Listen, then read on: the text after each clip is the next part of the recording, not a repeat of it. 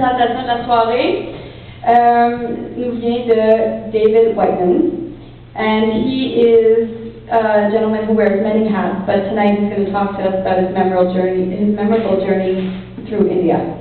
David?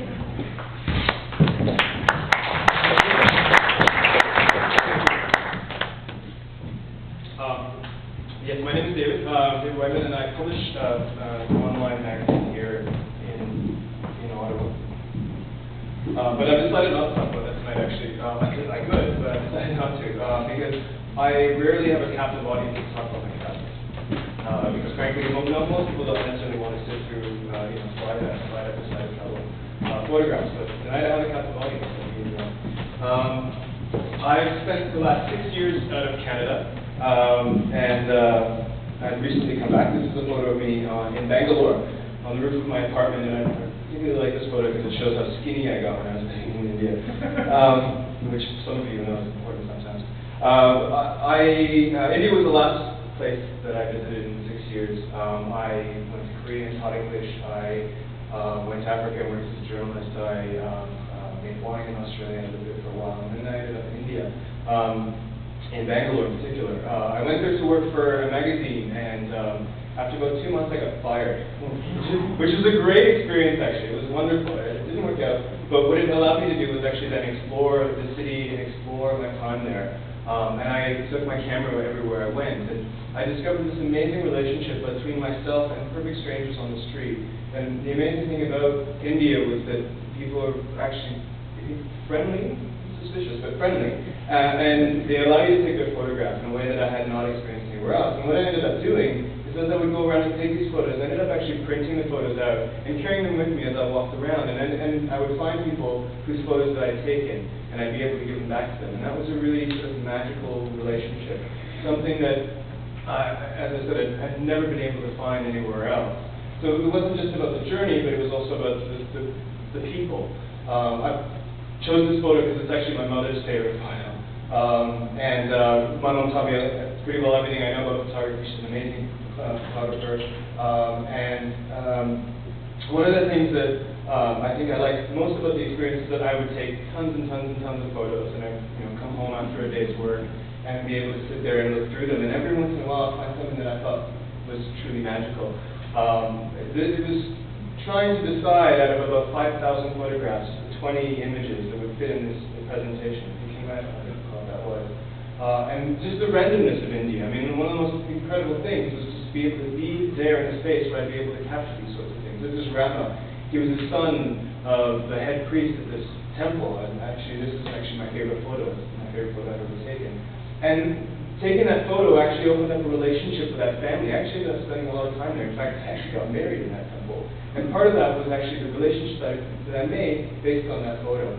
This one, I think the imagery doesn't work out as well. It's another one of my favorites. Perhaps I won't necessarily talk too much about what the photo was, but more than anything, it was about being able to stand out of my own experience. I traveled a lot and I had a lot of experiences, but then I realized that I was in a place where I had to make it up as I went along. And sometimes it was very upsetting. And this was a bull that was slaughtered. It was a halal for Eid. And it was a really, actually, quite an upsetting thing to see. But it was part of what I was involved in, and I couldn't make any judgment calls about that. These two asked me to take their photo, and it ended up being one of my favorites. And Sadir, who was on the left, he and I became friends, actually. He didn't speak English, and I didn't speak Hindi.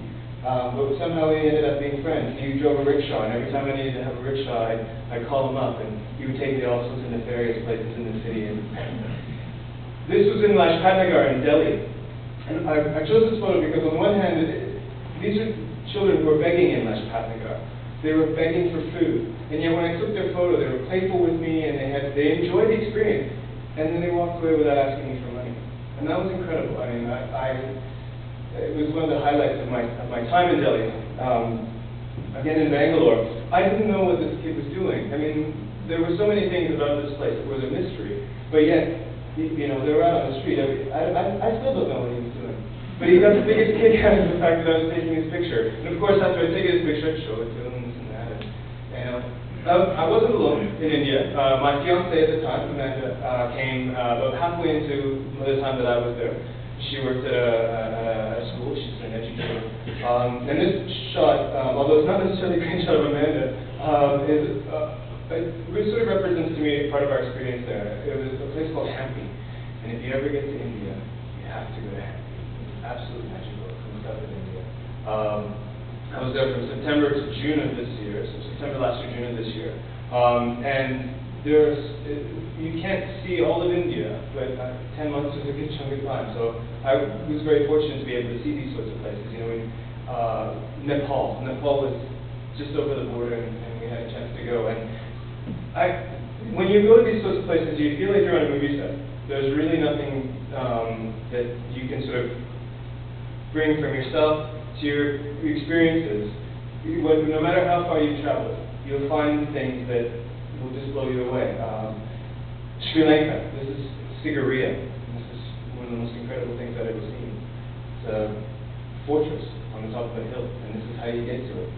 This is the way that people get to it. They climb up the steps and then back and forth and then up to the top of this fortress. I mean, we're lucky to be living in a country like this, but we miss the fact that there are sometimes there's a whole other world out there.